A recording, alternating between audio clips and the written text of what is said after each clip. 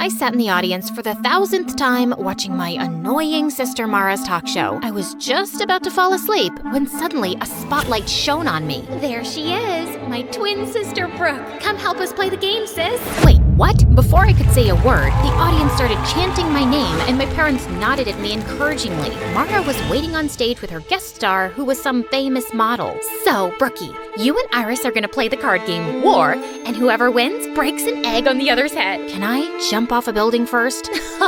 Always such a little party pooper. I played the dumb card game until I won, so I cracked an egg on Iris's head before turning to go off stage. Ow! You just hit me in the head with an egg. That was the goal of the game, genius. Well, you did it way too hard. Ow! The next day, my accidental egg assault was all over YouTube and social media. Sister of talk show host Mara gets violent with popular model Iris.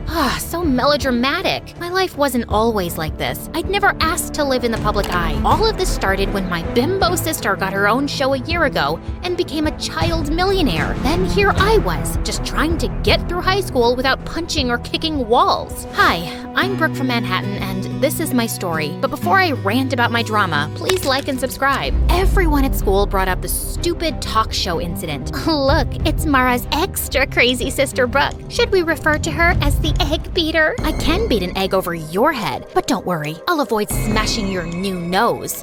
You're always such a witch. This is why nobody at school likes you. She was so cute for thinking that I cared. Anyway, around lunchtime, I headed to the bathroom when suddenly I jumped. One of the most popular guys in school, Lance, was right behind me, smirking. He was a part of a clique of 4 other heartthrobs who all looked like Wattpad princes. You are looking lovely today, princess. You just followed me into the girls' bathroom. I wanted to ask you out on a date. You've never even made eye contact with me before. I used to think you were just Mara's mean loser sister, but when I saw what you did on TV, I practically fell in love with you, babe. I've always wanted a girl with that kind of fire. So I'll pick you up tonight at 8. I didn't answer. I just pushed Lance away from my face and towards the toilet bowl. He landed head first, and I couldn't help laughing. Except later that day, I noticed the rest of Lance's dreamy friends kept staring at me with that same smirk on their faces. In fact, all 5 of them slipped envelopes into my locker asking me on a date. This had to be some kind of joke. I decided to ask Mara about it, since she was the school queen bee and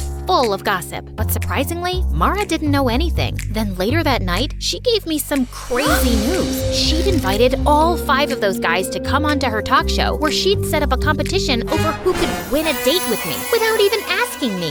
So what if they're just hitting on you for a joke or a bet? It'll be so much fun. You've never been on any kind of date, and you're in the 12th grade. Please. I finally gave in, but I knew those boys were up to something, and if they were gonna mess with me, I was gonna mess with them too. On the night of the show, I sat center stage behind a table while the 5 idiot heartthrobs lined up behind a rope. Each of them had 30 seconds to impress me. After you pushed me into the toilet, I went and bought you flowers. I also have chapstick to put on before kissing you for our date. Too bad your breath smells like a sewage drain. Next! If you were my girlfriend, I'd take you to a restaurant right on the ocean and buy a giant ice cream sundae with ice cream makes me puke. So, I used to be an underwear model, but then I'm embarrassed for you. I had this flown over from Japan? No! By the time the 5th guy, Zeke, came over, I was already exhausted. Then I noticed he was holding a guitar. Oh my god. Brookie, oh Brookie, honey, my heart is yours. Yeah, Brookie, oh Brookie, Brookie, my sassy princess I adore. The audience went wild, and I wanted to cringe. But for some reason, I found myself smiling. So when it was time to choose the guy I'd go on a date with, I chose Guitar Boy Zeke. I just had to remember that he probably didn't really like me, and if he was planning on humiliating me, I had to beat him at his own game. So when I met Zeke for our picnic date, I came wearing my mom's wedding dress. What's that you're wearing? A wedding dress. That way, we can imagine what it'll be like when we get married one day. Ever since the talk show, I've fallen head over heels for you, and after that song you sang for me, I know now that you feel the same way. I'd hoped the guy would run scared and crying, but instead, he laughed. I must have really won you over with that song I played you. I'm I'm not done with you yet, Prince Charming. During our picnic, I sat on his lap and made him feed me every bite of food and hold the water cup up to my lips. And when he turned to get a napkin, I started fake crying hysterically. We were staring into each other's eyes, but you looked away. Is it because my eyes are ugly? Or are you breaking up with me? I have nothing else to live for now. You are so extra. I know what'll cheer you up. Let's have a romantic dance. Wait, what? Before I could say a word, Zeke turned on classical music and pulled me up to dance. He started spinning and twirling me around and even threw me in the air. God, he was crazy. Later on, Zeke drove me home, but he said he needed to stop at his house first for something. I decided then I'd confront him. Look, I know you're either dating me because you bet your friend's money or you guys want to humiliate me as a joke. Either way, I'm just telling you, I didn't fall for it. I told those guys you'd be too smart to trick. It was Lance's idea to bet money on which one of us can win you over. I never wanted to do it, but I couldn't tell Lance that, because whatever Lance wants, Lance gets. Zeke then told me his dad and Lance's dad were friends, and because Lance's family was rich, his dad was going to pay for a music college Zeke got into. Therefore, he could never afford to ever piss off Lance. And don't tell Lance I said any of this. Please, just let me tell him you fell for me and you asked me to be your boyfriend. I really want to go to music school. Come on, you don't care what anyone thinks, and you're already unpopular and barely have any friends, and no offense. How little self-respect did this guy think I had? I wanted to give him a good slap in the face, but just then, Zeke stopped by this really run-down trailer next to a pile of garbage. Okay, we're here. My dad's sick, so I have to check on him every few hours. Holy crud, this is where he lived? This place was a single room, and Zeke's dad was in a bed with an oxygen tank. I guessed with his dad's medical bills, he'd never have enough money to even think about music school. So I decided to let Zeke tell Lance he was gonna keep dating me for a bet. The next day at school, I saw Lance and the other 3 heartthrobs looking at me and snickering to themselves. Even other kids seemed to be onto the bet, but I could live through it. I was doing a good deed by humiliating myself. Plus, Zeke was fun to be around, and I didn't mind having him as my fake boyfriend. One night, I decided to invite him to a celebrity party Mara and I were attending. I even bought him a suit and tie, and secretly, I thought he looked super handsome. At one point, I was walking by the entrance when suddenly I saw Zeke standing with Lance and his friends, and Zeke was saying he had to go. What do you mean? This is a huge exclusive party that I invited you to. Listen, cranky face, I came to pick up your boyfriend for some last-minute plans. Surely you two can reschedule. With that, Zeke took off with the boys, and for some reason, I felt really angry about it. Just then, Mara came over to ask if I was okay, and I ended up telling her everything. Look, I know you feel bad for Zeke because of his home situation, but you don't have to sell your dignity for charity. If you think he doesn't genuinely care about you, just dump his sorry butt in front of everyone tomorrow. Or I can talk tomorrow in school, like an actual mature person. But I know maturity is kind of a foreign concept to you and the other kids at school. Okay, listen, sis. You've never had any real friend or boyfriend before, and I'm at the top of our school's social ladder. I know how to deal with these things. I can handle this myself, thanks. Just because I don't date a different guy each week doesn't mean I need boy advice from you. So on Monday at school, I headed to the bleachers at lunch where I knew Zeke practiced guitar, except he spotted me first and immediately came over to hug me. I am so sorry about what happened at the party. Lance decided at the last minute that he wanted to have a betting party. Kids at school are betting on how I'm gonna break your heart and everything. I realize this may be going too far. It's going way too far. I tried to do a nice thing for you, but you're totally taking advantage of me. Also, how long are you gonna be Lance's slave for? Can't you get a scholarship to the school or something? No, I'm not talented enough. It's cool. I'll tell Lance the truth and stand up to him. I'll just find something other than music that makes me happy. Zeke turned to walk away, but I just couldn't let him give up his friends, his reputation, and his dreams. So I told Zeke I'd help him apply for a scholarship because even though he didn't believe in himself, I knew he was talented enough to get one. And 2 weeks later, he got accepted. You just made my dreams come true. Brooke, no one has ever believed in me like that before. You're amazing. Zeke suddenly picked me up and spun me around, which made me feel butterflies. After that,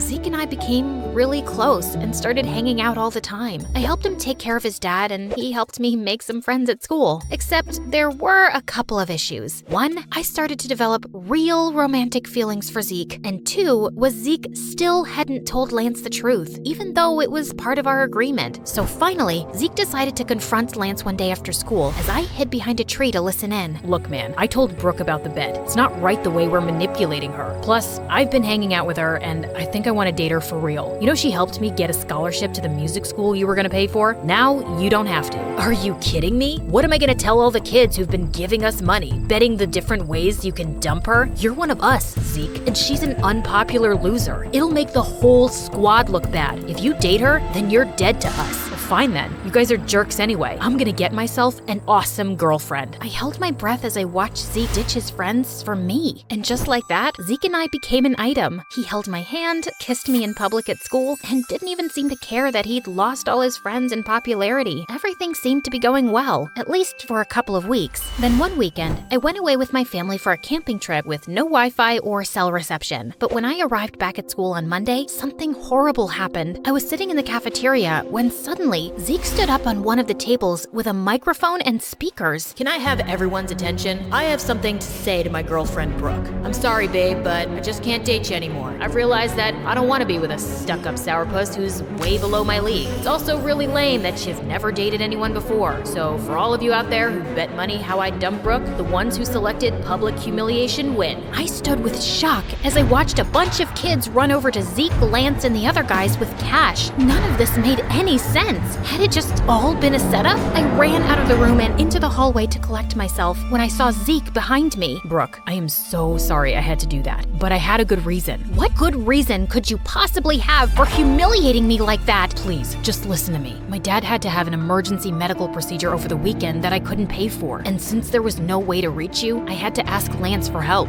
He said he'd only pay for it on the condition that I publicly dump you. I'm so sorry. I still want to be with you, though. It just might have to be in secret. You know what? No, I don't care what your reasons are. I am so freaking sick of all of your excuses to manipulate and humiliate me. We're done, Zeke. That night, I refused to let myself cry. Zeke didn't deserve my tears. I didn't need any cowardly idiots in my life anyway. The next afternoon, I was studying in the library when I decided to take a break for some coffee and MSA videos. But while I was relaxing, Lance suddenly sat down next to me. Ooh, MSA. I watch them on TikTok all the time. Let me help you pick an episode. If you come anywhere near me or my computer, I'll squeeze your head until your brain pops out. Oh wait, I forgot, you don't have a brain. Probably why you watch MSA on TikTok instead of YouTube. You know, YouTube, the site for smart people. Wow, Zeke must really regret dumping you. Yeah, about that. I know it was you who forced Zeke to break up with me. Why do you have to go around messing with his life and mine? The way you and your friends bet on me and tried to break my heart for fun? How sick do you have to be to want to do something like that? Maybe some people just enjoy messing with other people's lives. You should ask your sister. After all, the whole betting game was her idea. Lance got up and left, leaving me very confused. What did he mean by that? He was probably just messing with me, but I still asked Mara about it, and she got really quiet. Okay, it's true that it was my idea, but let me explain. I just felt bad because our whole lives, you've lived in my shadow. I have everything. Fame, popularity, friends, and you didn't get any of that. So I wanted to find you a cute boyfriend to make you happy. Except none of the guys at school wanted to date you. The only ones who were willing to were Lance and his friends, if they could make money off of it. But I had hoped one of them would fall for you for real. I was stunned and silent as Mara apologized over and over. I knew her heart had been in the right place, but she'd gotten me into such a giant mess. God, I just needed space from everyone. The next morning, I was going through the mail when I saw an envelope from Zeke's music school. To my surprise, they'd returned a check I'd paid as a deposit to confirm his place in the program. Apparently, Zeke had called the college and declined the offer to attend. I thought right away of his sick dad, and suddenly I got a bad feeling. I drove immediately to Zeke's house, but when I reached there, he was sitting outside and playing guitar, looking perfectly happy. Zeke, is everything okay? Did you call your college and decline the offer? Yeah, I just didn't feel right taking your money to attend there, not after the way I treated you. So I'm just gonna save up and reapply next year. In the meantime, I got a job and my dad's doing better. Thank you for believing in me, Brooke. You have no idea how much it means to me. Zeke came over to hug me and I felt those stupid, happy butterflies again. Hey, listen, are you still friends with Lance? God, no. I'm done being his slave. I took a loan and paid him back everything I owed him for Dad. So, if I give you a second chance, that means you can't be an idiot this time. I swear on my life I won't be. I want you back, and I won't have it any other way. So, I guess my sister did achieve her goal of finding me a guy, even though it was in the craziest way possible. Still, maybe one of these days I could thank her for it.